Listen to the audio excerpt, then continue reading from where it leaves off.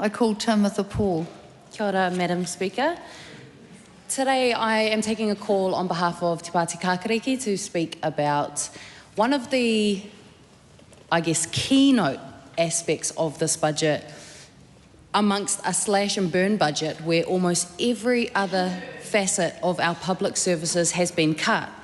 There's one area that has gotten a massive amount of investment, and that's the budget line that is $1.9 billion into increasing corrections, with a large chunk of that money going towards creating a mega prison at Waikeria.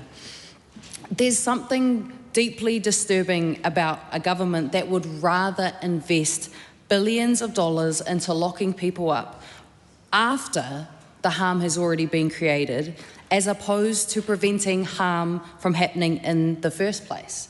But this government and its budget isn't motivated by reducing harm in communities. They're motivated by looking like they're doing something.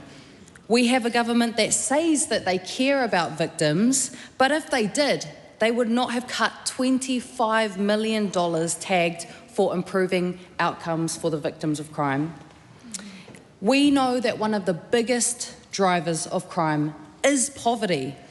And not just material poverty, but also a poverty of opportunity.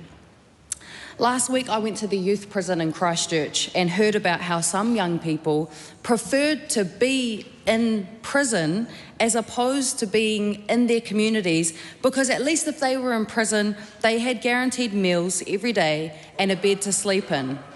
How sad is it that in order for some young people to have their basic survival needs met, that they would much rather steal a car or hurt somebody than in order to get their basic needs met.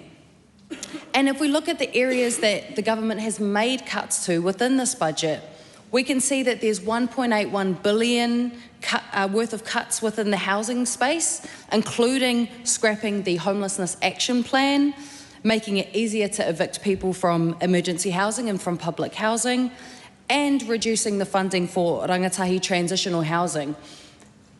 This is where we need to realise that having a safe and affordable roof over your head, where you don't have to be in constant fear, is an important part of crime prevention.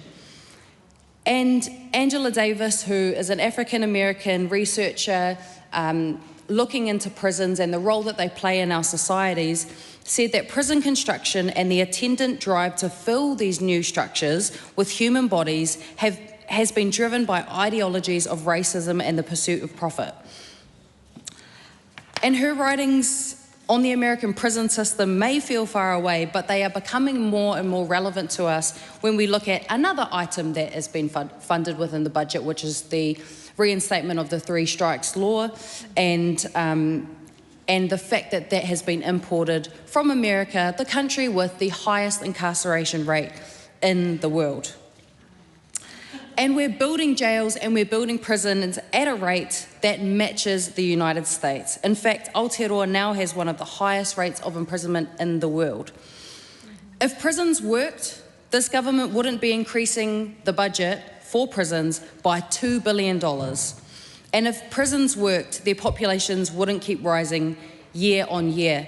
And if you take it in conjunction with some of the other decisions that have been made in the budget, the removal of prison population reduction targets, millions of dollars being put into 3 strikes, reduction of funding for courts like Te Ao Marama, the removal of funding for Section 27 reports, and the establishment of military boot camps, and the new young serious offender category, it's clear that the government is happy to continue funneling people into prisons instead of investing in our communities. Prisons cannot be the only answer, yet sadly they have become that. Prisons shouldn't be the place that you finally get support for mental health and addiction issues because the public health service is under-resourced.